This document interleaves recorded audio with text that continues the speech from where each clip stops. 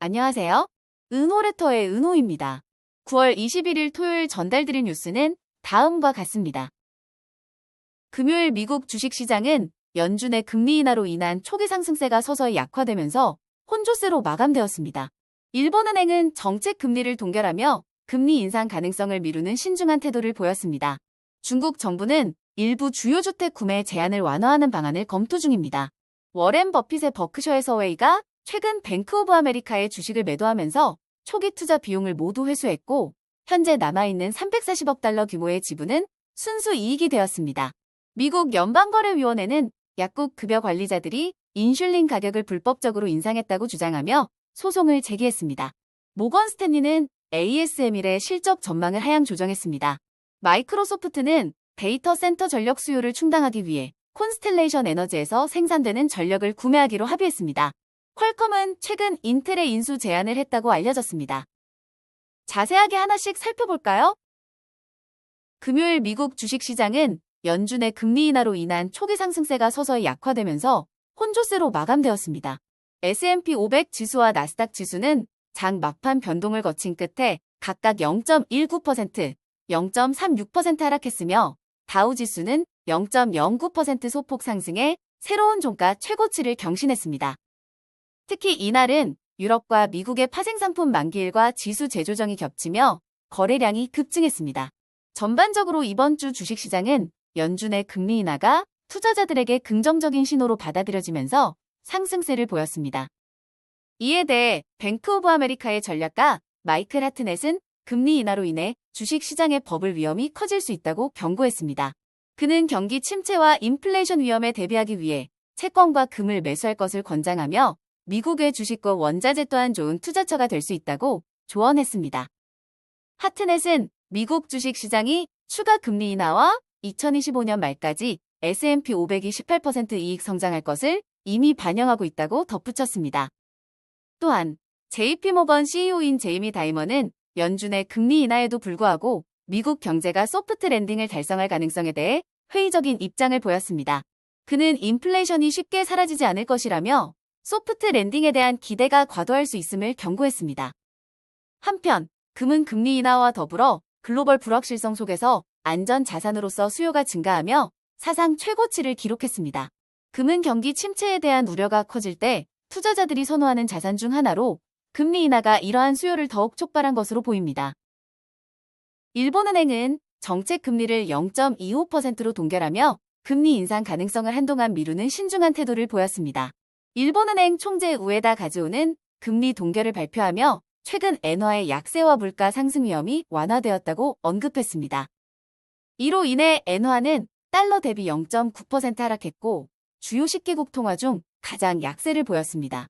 이번 금리 동결은 시장의 예상대로였으나 일본 내 인플레이션 상승세가 계속되면서 연내 금리 인상 가능성에 대한 논의는 여전히 남아 있습니다.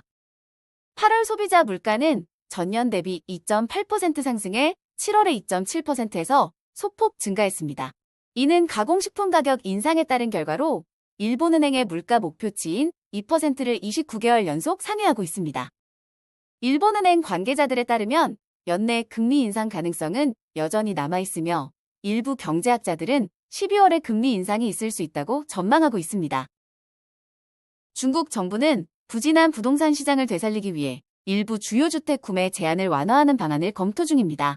이에 따라 상하이와 베이징 같은 대도시에서 비거주자에 대한 주택 구매 제한이 완화될 가능성이 있습니다. 또한 1주택과 2주택 구분을 없애고 2주택 구매 시에도 더 낮은 다운 페이먼트와 모기지 금리를 적용하는 방안도 검토 중입니다. 중국 부동산 시장은 4년째 침체 상태를 벗어나지 못하고 있으며 이는 경제 성장에도 큰 영향을 미치고 있습니다. UBS와 뱅크 오브 아메리카 등 주요 은행들은 올해 중국이 목표로 한 약 5%의 경제 성장률 달성이 어려울 것으로 예상하고 있습니다. 워렌 버핏의 버크셔 서웨이가 최근 뱅크 오브 아메리카의 주식을 매도하면서 초기 투자 비용을 모두 회수했고 현재 남아있는 340억 달러 규모의 지분은 순수 이익이 되었습니다. 버크셔는 2011년 50억 달러를 투자해 뱅크 오브 아메리카의 우선주와 워런트를 매입했으며 6년 후 보통주로 전환했습니다. 이후 주가는 크게 상승했고 최근 주식 매도와 배당 수익으로 초기 투자액인 146억 달러를 초과했습니다. 버크셔는 7월 중순 이후 주식을 매도해왔으며 최근 매도된 8억 9,600만 달러 규모의 주식으로 인해 규제 한도인 10% 이하의 지분율로 떨어질 가능성이 있습니다. 버핏은 주식 매도의 이유에 대해 공식적인 설명을 하지 않았으며 이는 미국 규제 당국이 대형은행 주주가 은행에 영향력을 행사하는 것을 원치 않기 때문으로 보입니다. 미국 연방거래위원회는 CVS, 시그나, 유나이티드 헬스의 자회사인 약국 급여 관리자들이 인슐린 가격을 불법적으로 인상했다고 주장하며 소송을 제기했습니다. FTC는 이들 PBM이 제약사들로부터 리베이트를 받아 더 저렴한 인슐린을 목록에서 제외하고 가격이 높은 인슐린을 선호해 환자들에게 더 많은 비용을 전가했다고 비난했습니다. 인슐린 시장은 일라이릴리, 사노피, 노보 노디스크 세 회사가 주도하고 있으며 FTC는 이들 제약사도 향후 조치를 받을 수 있음을 경고했습니다. 모건 스탠리는 ASML의 실적 전망을 하향 조정하며 중국 반도체 제조업체와 인텔에 대한 수요 우려와 메모리 칩 시장 약세를 이유로 들었습니다. ASML 주가는 7월과 8월에 30% 하락했으며 모건 스탠리는 UBS와 도이치방크에 이어 목표 주가를 낮췄습니다. 또한 ASML의 중국 비즈니스 전망도 악화되었고 일부 중국 메모리 칩 제조업체가 미국의 거래 제한 리스트에 추가될 가능성이 있다고 밝혔습니다. 그러나 시티는 ASML을 유럽 내 최우선 기술주로 꼽으며 10월 16일 ASML의 실적 발표에서 긍정적인 주문 증가를 기대하고 있습니다. 마이크로소프트는 인공지능 수요로 인해 급증하는 데이터 센터 전력 수요를 충당하기 위해 미국 펜실베니아에 위치한 3마일 아일랜드 원자력 발전소를 재가동하기로 했습니다. 이를 위해 발전소 소유주인 콘스텔레이션 에너지는 16억 달러를 투자해 2019년에 폐쇄된 원자로를 2028년까지 재가동할 계획입니다. 마이크로소프트는 이 발전소에서 생산되는 전력을 20년간 구매하기로 합의했으며 이는 마이크로소프트가 AI 기반의 데이터 센터 확장을 위해 탄소 배출 없는 전력을 확보하려는 노력의 일환입니다. 이번 결정은 원자력 발전소가 재생에너지와 달리 지속적으로 전력을 공급할 수 있어 데이터 센터와 같은 연중무휴 가동 시설에 적합하기 때문입니다.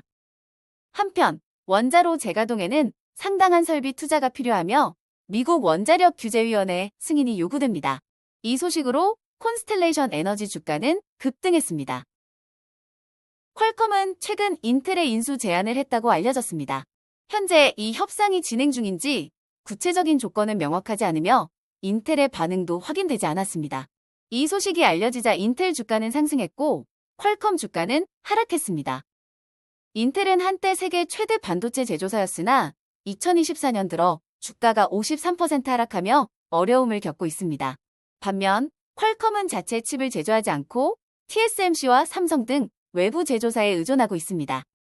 이번 인수가 만약 성사된다면 역사상 가장 큰 기술 분야 합병 중 하나가 될 가능성이 있습니다. 하지만 양사는 중국을 비롯한 여러 국가에서 반독점 및 국가 안보 문제로 인해 규제의 영향을 받을 수 있습니다. 오늘 전달해드릴 뉴스는 여기까지입니다.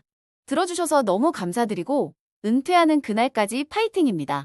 도움이 되셨다면 좋아요와 구독 부탁드립니다.